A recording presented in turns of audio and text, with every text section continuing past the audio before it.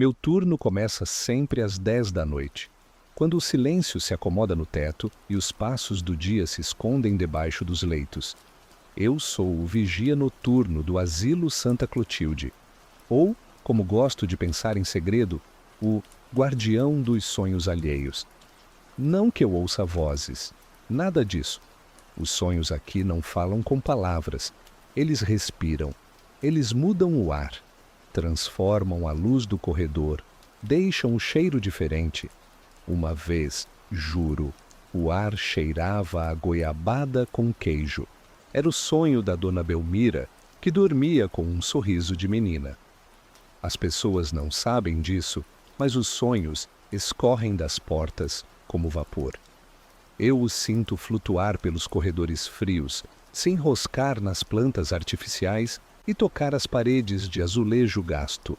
Quando eles passam por mim, algo dentro do meu peito muda de ritmo, como se meu coração se alinhasse com eles por um segundo.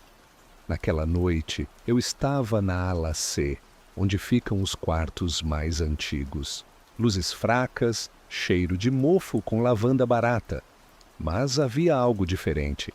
O ar estava mais denso, mais real. Como se um dos sonhos estivesse mais acordado que os próprios sonhadores. Era uma sexta-feira, o tipo de noite que ninguém visita, que as enfermeiras cochilam com os jalecos ainda no corpo, que os velhos se rendem mais rápido ao cansaço dos ossos. Mas eu sentia um movimento, um suspiro fora de lugar, uma pulsação que vinha do quarto 12. A porta estava entreaberta. Nunca deveria estar assim. Por protocolo, sempre fechadas às 10h15. Espiei. A luz do abajur piscava como vela no fim, e lá estava ele, seu Walter, um homem de quase 90 que falava pouco e dormia muito, mas naquela noite o corpo dele tremia leve sob os lençóis, como se conversasse com algo dentro do próprio peito. Eu entrei devagar, sentei na poltrona da esquina do quarto, como faço quando sinto que o sonho vai ser longo, e fechei os olhos, não para dormir, para sentir, e foi ali que o ar mudou. De repente, o cheiro não era mais de lavanda, era de pó de serra, de madeira recém-cortada. Eu ouvia barulhos, de martelo, de térmitas, de um pássaro cantando em cima de um telhado. Era o sonho do seu Walter. Ele estava em uma carpintaria. Eu podia jurar. Havia calor, sol batendo nos olhos, e uma voz feminina dizendo: "Vai almoçar não, Home?" A mulher ria, e o riso dela parecia vento nas folhas. Familiar. Seu Walter murmurou. A boca dele se mexia, mas não era com as palavras do presente. Era com lembranças. A atmosfera do quarto era tão forte que cheguei a lacrimejar. Senti um aperto no peito, como se tivesse esquecido de amar alguém por muito tempo.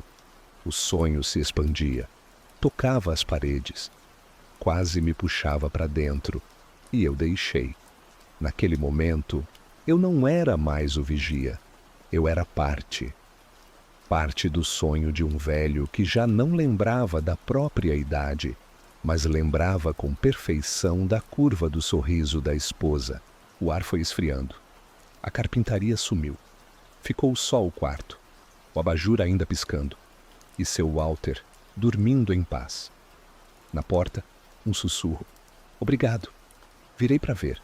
Ninguém, mas o ar cheirava a goiabada com queijo, e naquele instante eu soube. Alguns sonhos não querem ser lidos, eles querem apenas ser guardados. A ala D do Asilo Santa Clotilde sempre teve um ar diferente. Não era por causa dos quartos em si, mas pelos quadros que penduraram nas paredes. Retratos antigos de paisagens inventadas, céus que não existem, montanhas irreais e, acima de tudo, muito azul. Azul demais, como se o pintor tivesse medo do branco, do vazio, do não dito. Sempre que eu passava por ali durante a ronda noturna, sentia que o ar mudava.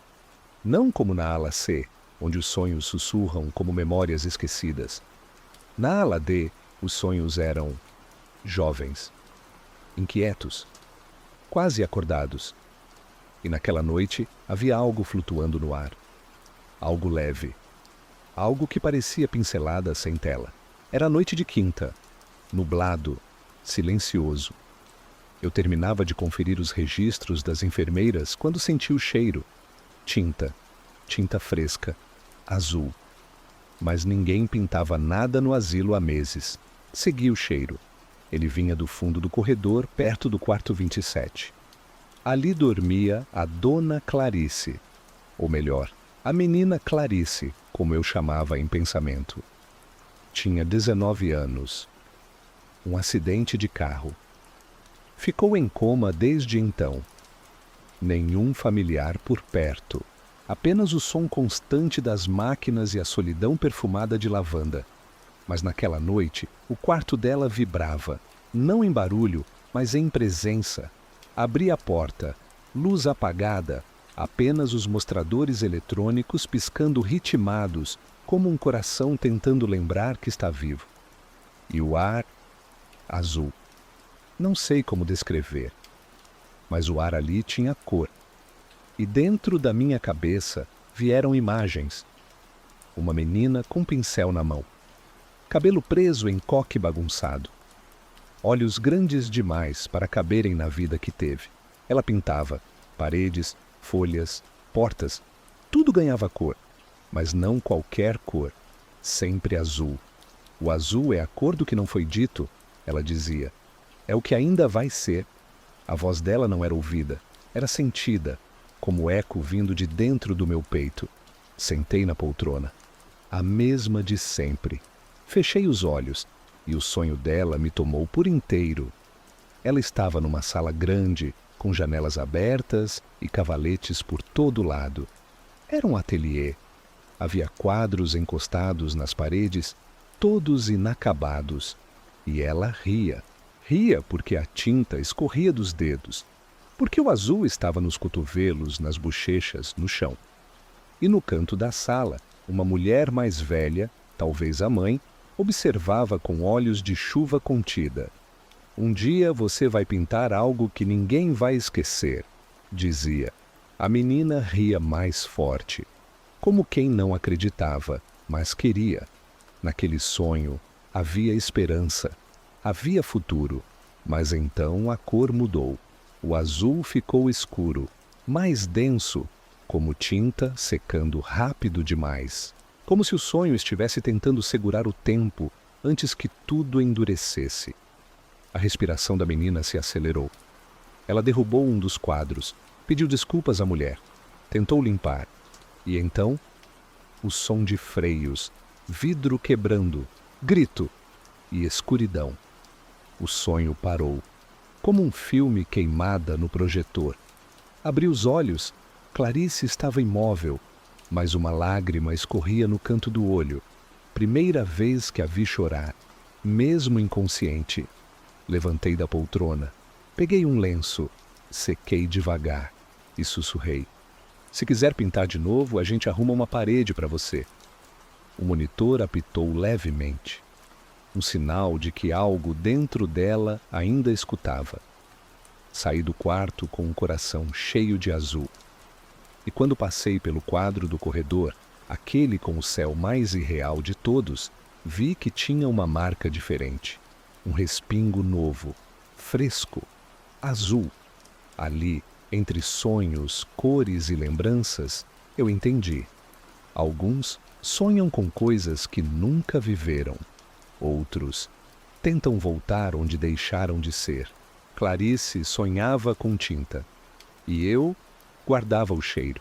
Toda vez que o vento passava pela janela do quarto 8, o corredor ganhava um cheiro que eu nunca soube nomear. Não era de lavanda, nem de desinfetante, nem de poeira. Era pano limpo, agulha nova, linha sendo puxada com carinho através de tecido velho. Ali dormia seu Arlindo, ex-alfaiate. O tipo de homem que não falava muito, mas cujos dedos contavam histórias. Mesmo agora, na idade em que as mãos já não obedecem direito, ele ainda fazia o gesto de costurar no ar, como se, mesmo dormindo, a memória do ofício resistisse. Naquela noite, a atmosfera do quarto dele me chamou de um jeito diferente. Era como se cada ponto invisível que ele costurava formasse uma rede, e eu tivesse tropeçado nela.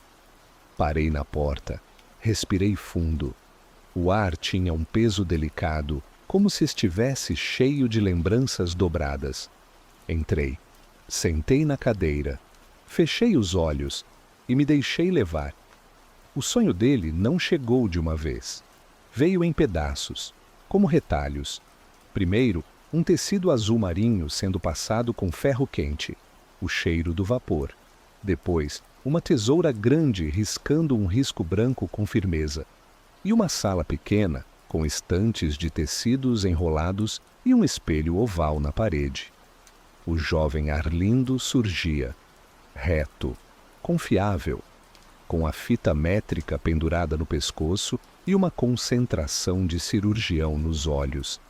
Atendia um cliente, alguém nervoso, um homem mais velho, experimentando um paletó novo. "É para o casamento da minha filha", dizia o cliente. "Quero estar bonito." Arlindo sorria pouco, mas sincero. "Então precisa caber também na memória dela", respondeu. Corte, outro retalho.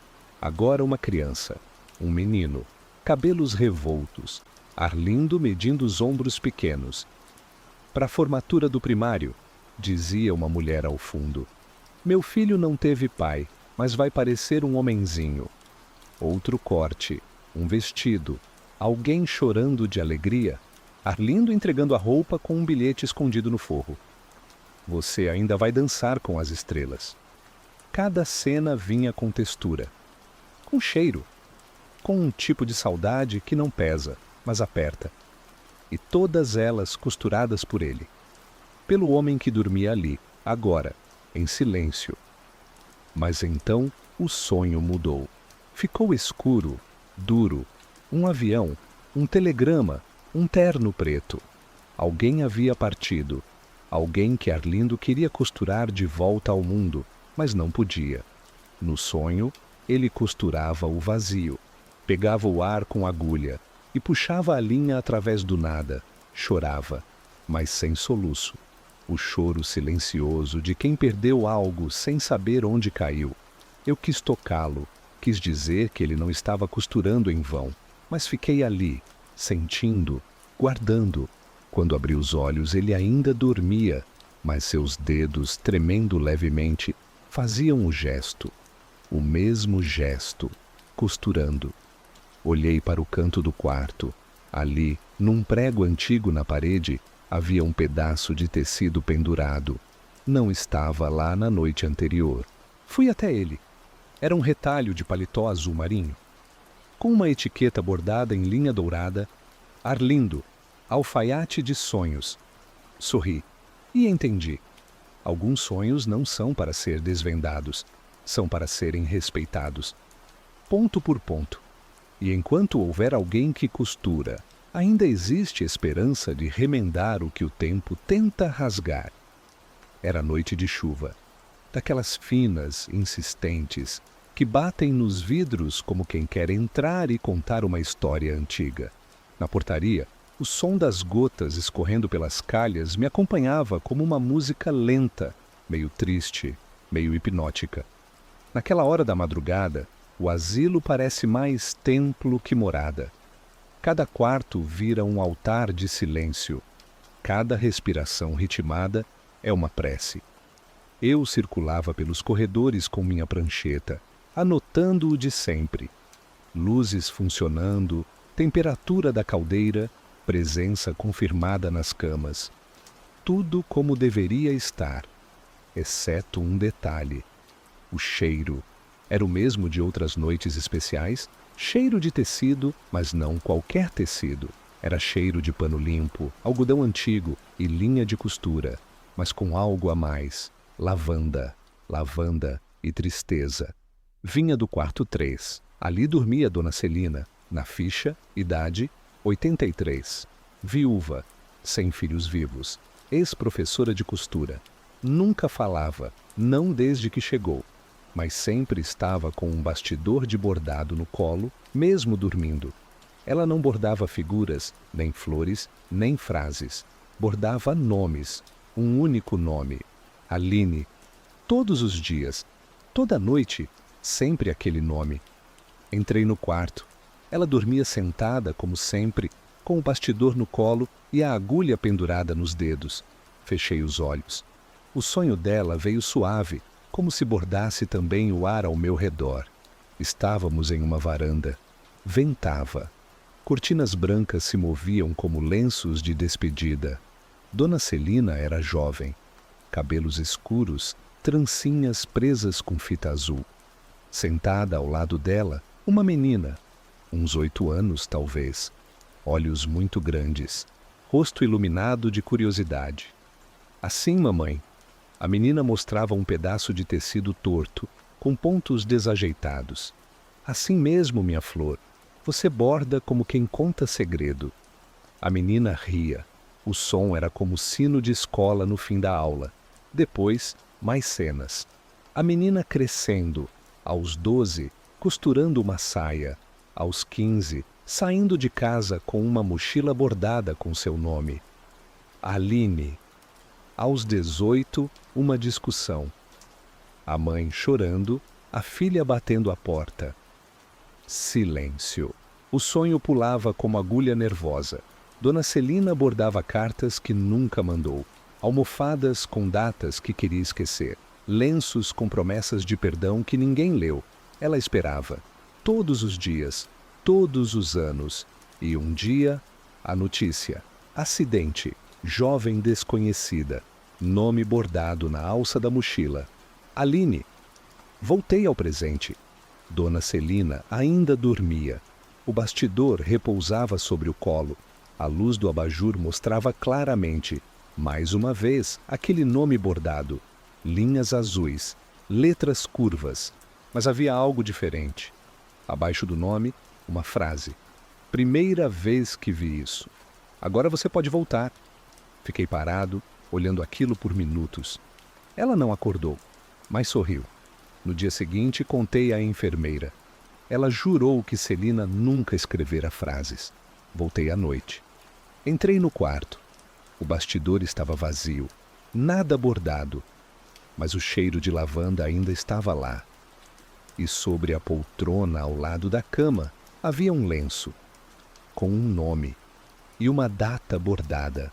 Data daquele dia. Sorri. Nem todos os reencontros precisam acontecer acordados. Alguns acontecem dentro, onde só o sonho alcança. E eu estava ali, guardando mais um ponto, mais um nome, mais um sonho que pediu para ser lembrado. Toda instituição antiga tem seus sussurros. O Santa Clotilde não é diferente. Os azulejos que racham sem aviso. O estalo dos canos quando a água quente volta a correr. A madeira rangendo sob passos que não vieram de ninguém. Mas havia um quarto onde esses sons pareciam ter intenção. O quarto 18. Ali dormia seu Raimundo. Ninguém sabia muito sobre ele. De onde veio, se teve família, se um dia foi mais do que aquele corpo pequeno e curvado que habitava o lençol. Mas todas as noites algo acontecia. Mesmo com o quarto vazio, antes da hora da visita, a luz acendia. A porta se fechava devagar. E os azulejos vibravam. Foi numa noite de domingo que resolvi entrar. A chuva batia insistente nos vidros. O gerador zunia baixo no porão. E o corredor da ala B estava especialmente frio. Mas o quarto 18 estava quente. Demais. Como se as paredes respirassem. Seu Raimundo dormia, mas falava, não com palavras, com um ritmo, uma cadência, como se estivesse cantando sem som. Sentei na cadeira, fechei os olhos e senti o sonho. Era uma casa, antiga, com paredes de barro pintadas à mão. E ele, jovem, De pé, conversava com elas. Você vai aguentar a chuva hoje, minha velha? A parede não respondia, mas o vento sim. Entrava pela fresta e fazia a chama da lamparina dançar. Ele ria. Mais tarde, outra cena.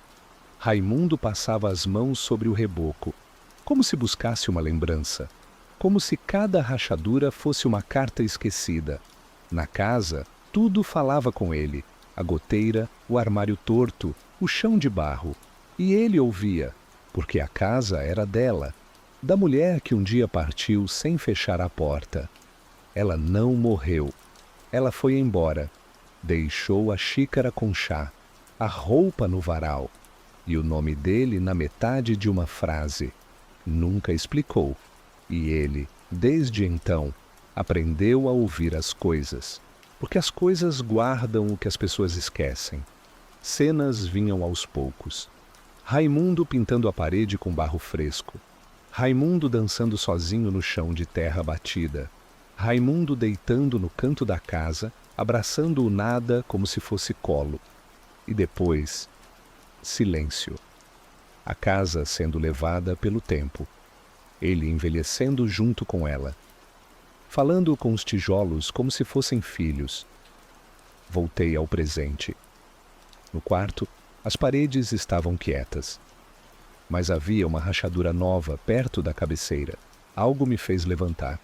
Passei a mão ali. O reboco era áspero, mas morno. E quando encostei o ouvido, ouvi. Não uma voz, mas um sussurro. Ela voltou. Virei. Seu Raimundo sorria dormindo. Na semana seguinte, ele se foi. Silencioso, sem dor. A rachadura desapareceu. E onde havia reboco, brotou uma mancha clara, formato de uma folha. Hoje, sempre que passo por lá, encosto a mão e escuto, porque algumas paredes ainda guardam quem as amou com palavras nunca ditas, e eu, o vigia, sigo anotando cada voz, cada sonho, cada parede que aprende a falar com o silêncio. Nem todo sonho nasce do sono. Alguns sonhos brotam dos olhos abertos, dos dedos inquietos, da boca que murmura coisas para dentro.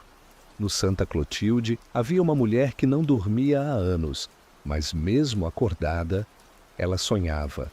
O nome dela era Lourdes, 72 anos, boca dura, olhar de raio, sempre com um caderno no colo e uma caneta sem tinta.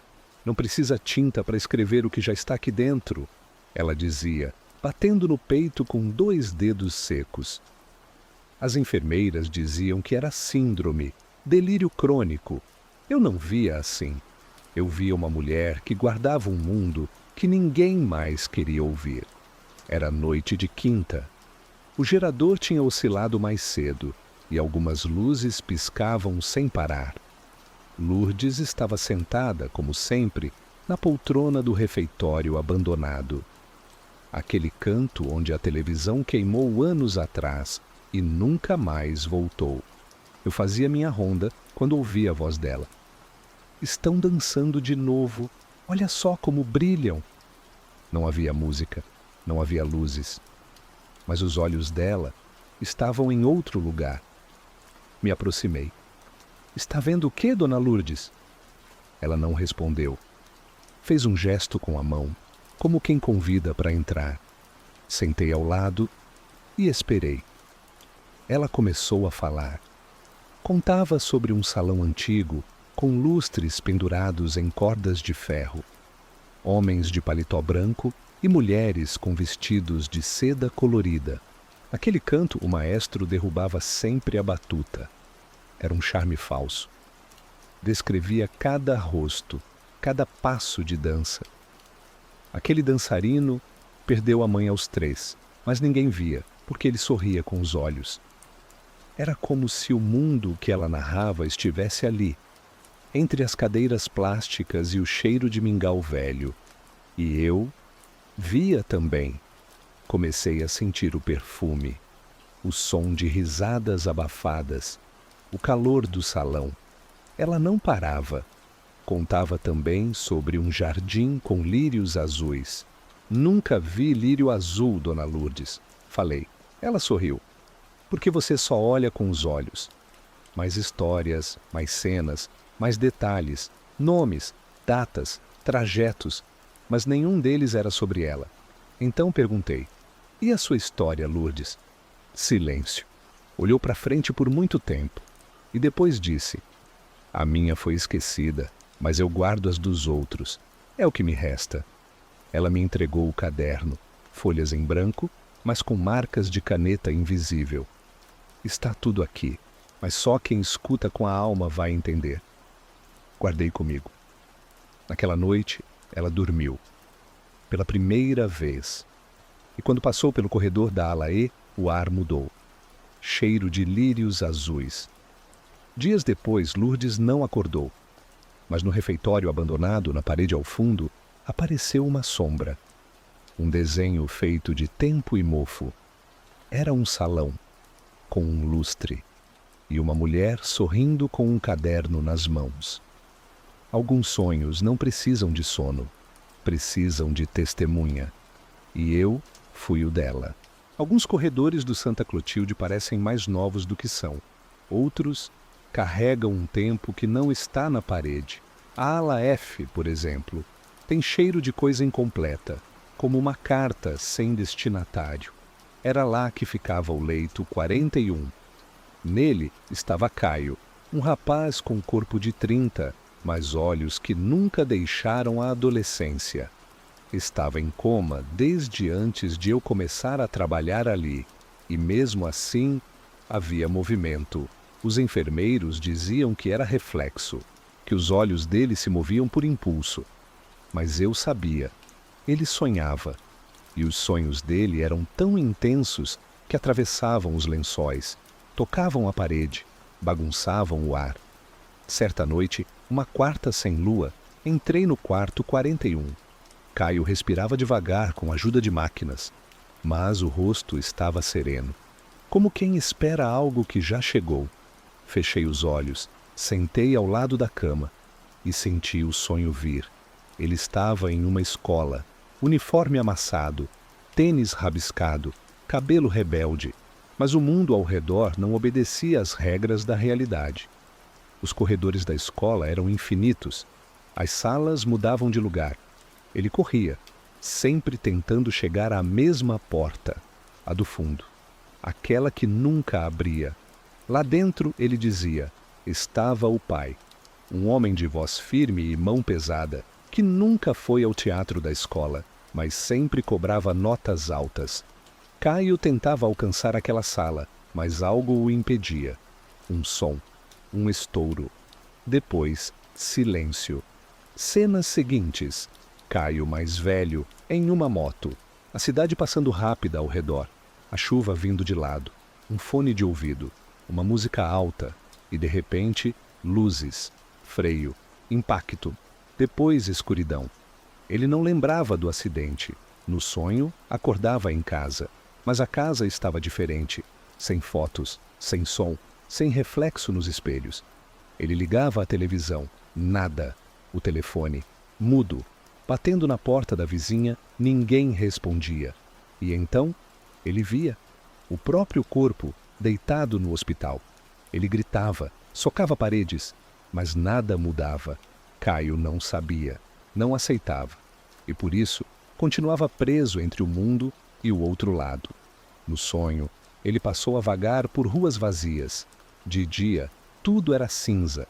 De noite, ouvia músicas antigas vindas de janelas que não existiam. E em cada parede, grafites com a mesma frase. Volta para a cama. Na última cena, ele se via no hospital. Como estava naquele instante? Mas desta vez, tinha alguém ao lado. Era eu. E no sonho, ele me perguntava: tio, sou eu ainda? Respondi: você é quem lembra que sonha. Ele sorriu e pela primeira vez caminhou em direção à luz do corredor. Abri os olhos. Caio estava calmo, sem alterações no monitor. Mas havia algo no ar, o cheiro de chuva. E na janela do quarto alguém havia escrito com o dedo no vidro embaçado: obrigado, vigia. Alguns não sonham para fugir, sonham porque ficaram presos e precisam de alguém que diga: pode ir, eu cuido daqui. Duas camas lado a lado, dois corpos quase idênticos. Era assim o quarto 12 da ala C. Mas, desde que comecei a trabalhar no Santa Clotilde, só uma daquelas camas tinha respiração. A outra guardava apenas o que restou. O nome da que acordava era Helena, o da que dormia, Isadora.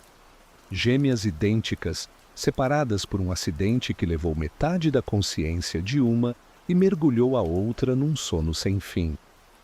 Mas a cada noite, enquanto Helena lia em voz alta livros infantis, poemas ou mesmo bulas de remédio, a atmosfera do quarto se transformava.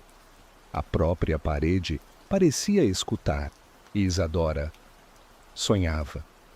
Não com silêncios, não com vazio, mas com a voz da irmã. Numa noite fria de setembro, Helena deixou um caderno no criado mudo e saiu para tomar um chá. Aproveitei a ausência e entrei. A luz fraca do abajur iluminava o rosto calmo de Isadora. Sentei na poltrona. Fechei os olhos e esperei. O sonho veio como sussurro dobrado. Isadora caminhava num campo de trigo. O sol era dourado demais para ser real. Ela usava um vestido azul claro e nos pés não havia sapatos. Lá longe, uma casa. Lá dentro, risos. Ela corria até a varanda. Helena a esperava com duas canecas de achocolatado. Sentavam-se. E então falavam de tudo. Nomes de professores antigos, brincadeiras que só elas lembravam. E então, a luz da casa tremeluzia. Helena se desfazia em vento. Isadora então gritava. Corria pela campina tentando segurar o tempo, mas o céu escurecia. Uma voz ecoava. Volta para o mundo, eu fico com sonhos. Ela chorava, implorava, mas a paisagem se desmanchava como tinta na chuva.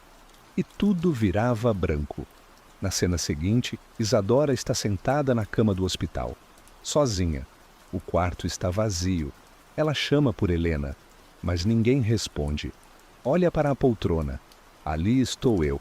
Ela pergunta: ela ainda vem ler para mim? Respondo: todo dia. E às vezes ela chora. Isadora sorri triste. Diz para ela que eu lembro de cada palavra. Abri os olhos. Helena tinha voltado. Estava sentada, lendo em voz baixa. Me viu, sorriu. Hoje ela pareceu mais leve, disse. Assenti. No criado mudo, o caderno estava com a página virada. Uma frase escrita a lápis.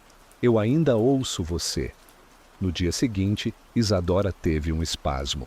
O primeiro em anos. As enfermeiras anotaram, mas eu sabia.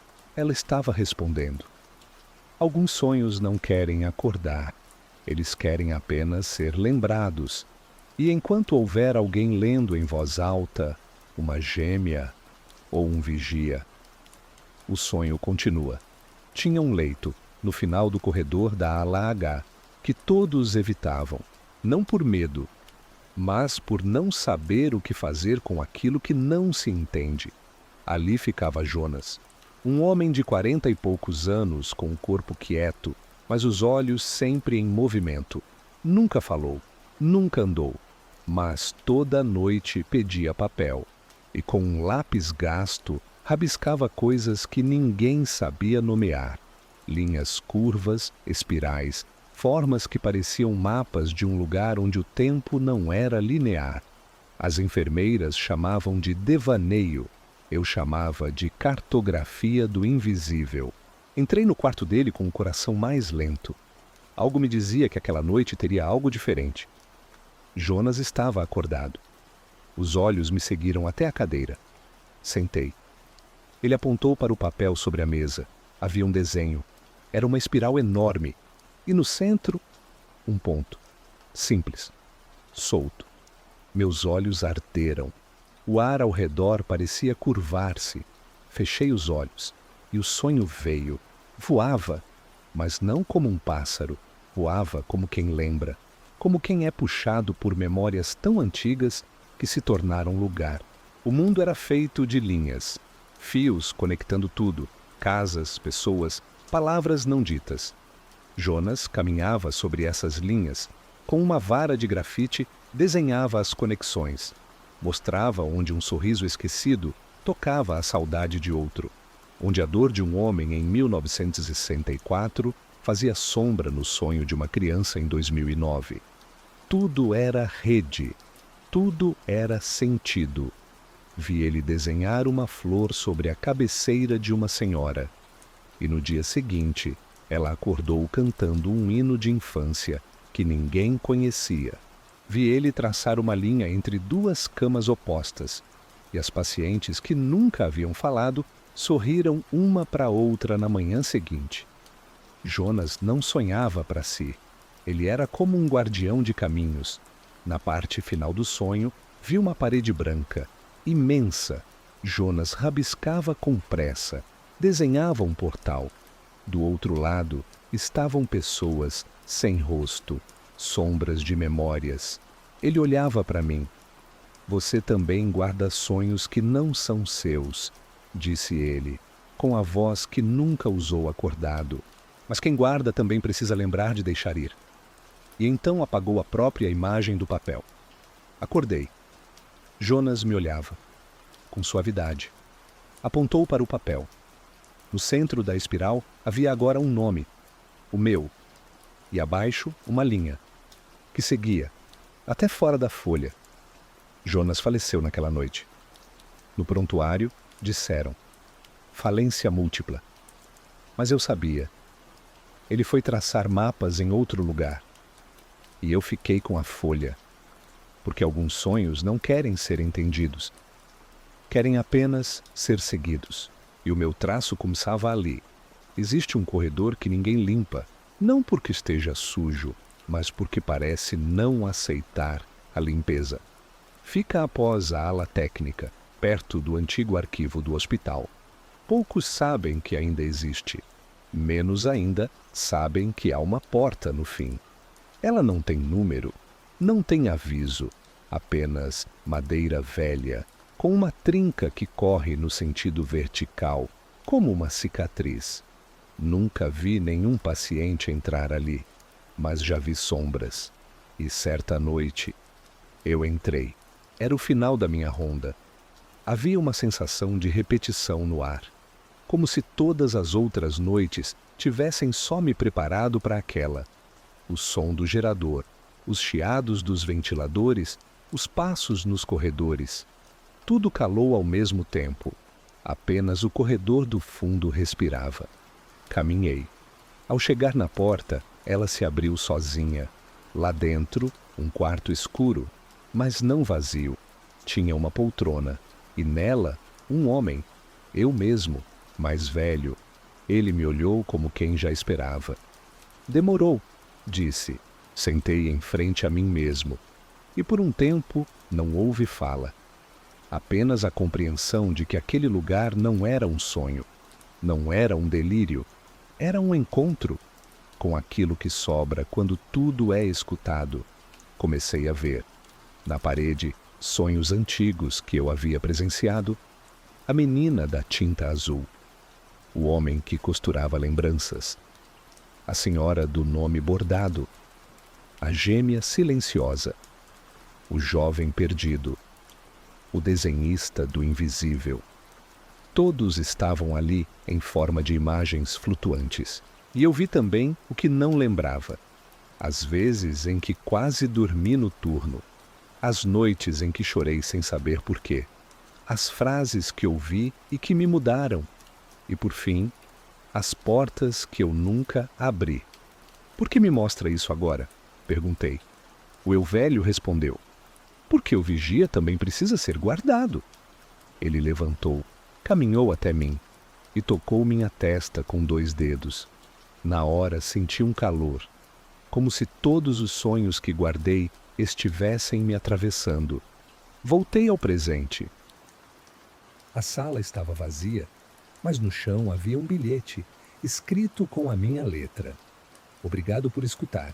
Agora É sua vez de sonhar. Saí do quarto. Ao passar pelos corredores, ouvi sorrisos, portas que rangeram com suavidade, perfumes que vinham do nada.